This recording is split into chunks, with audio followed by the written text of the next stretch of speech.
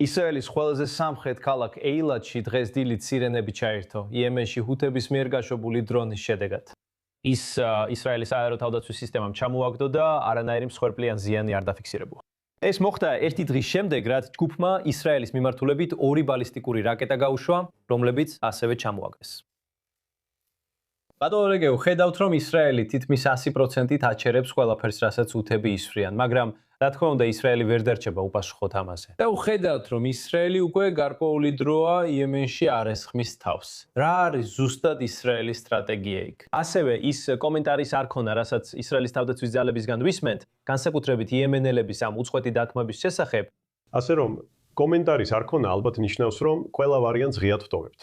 დიახ, მაგრამ მიყოთ გულწრფელები.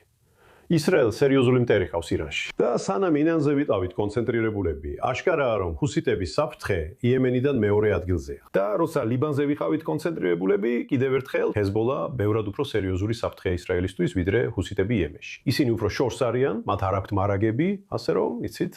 ეხლა კი ფიქრობ, თუ ირანთან მიმართებით შედარებით სტაბილური ვითარებაა, ჩვენ გავიარებ ბრძოლის რაუნდი და ეხლა უფრო მშვიდი პერიოდი იქნება.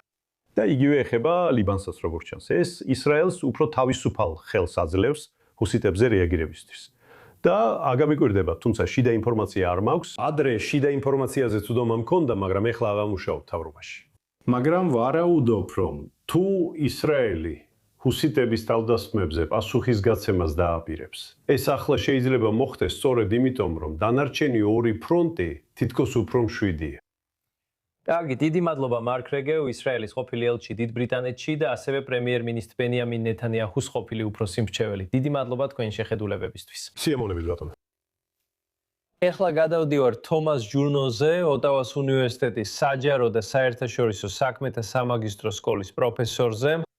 ბატონო ჯუნაით, მოდით იემენზე ვისაუბროთ, რადგან იემენის ექსპერტი ხართ. რატომ გადაწყვიტეს ჰუთებმა ეხლა, ესე ვთქვათ, ისრაელის წინააღმდეგ ბრძოლაში ჩართვა და რას ელიან ამით? კარგი, ვფიქრობ, პირველ რიგში ჰუთების მიერ ბრძოლაში ჩართვა, რაც აქამდე გააკეთეს, ძალიან შეზღუდული იყო და ეს ალბათ ამ ყველაფრის ნაწილია. ერთი ან ორი რაკეტის გაგზავნით, რომლებიც როგორც თქვენ თქვით ისრაელის მიერ მარტივად იჭერება მისი ბევრად უფრო განვითარებული საჰაერო თავდაცვის სისტემების გამო და თითქმის არ იწვევს ფიზიკურ ზიანს. ჰუთები არ ცდილობენ შეცვალონ სამხედრო ძალთა ბალანსი მიმდინარე ბრძოლაში. ისინი უბრალოდ ცდილობენ გაუგზავნონ მესიჯი საკუთარ ხალხს, რეგიონს, რომ ისინი აქტიურობენ ეგრეთ წოდებულ წინააღმდეგობის მოძრაობაში ისრაელის წინააღმდეგ, მაგრამ ასევე აჩვენონ, რომ არსებობენ, რომ აქვთ შესაძლებლობა შეიტანონ ცვლილი ისრაელის წინააღმდეგ ბრძოლაში. ეს ასევე სიგნალია შეერთებული შტატებისთვის, როგორც თავად განაცხადეს, რომ შესაძლოა კვლავ დაიწყონ წითელი ზღვის ბლოკირება. თუ ისინი მართლაც განაახლებენ თავდასხმებს არა ისრაელზე, არამედ წითელ ზღვაში, მაშინ თუ ამას დაემატება ჰორმუზის სრუტისა და სპარსეთის ყურის ჩაკეტვა, გავლენა გლობალურ ეკონომიკაზე და არა მხოლოდ ისრაელზე, ბევრად უფრო მნიშვნელოვანი იქნება. საკითხი ისმაილ ყაანია, გუშინ. ირანის რევოლუციური გვარდიის სარდალმა განაცხადა, რომ არსებობს კავშირი იმ მოვლენებს შორის, რაც ხდება წითელ ზღვაში, ბაბ-ალ-მანდაბში და რა თქმა უნდა, ჰორმუზის სრუტეში.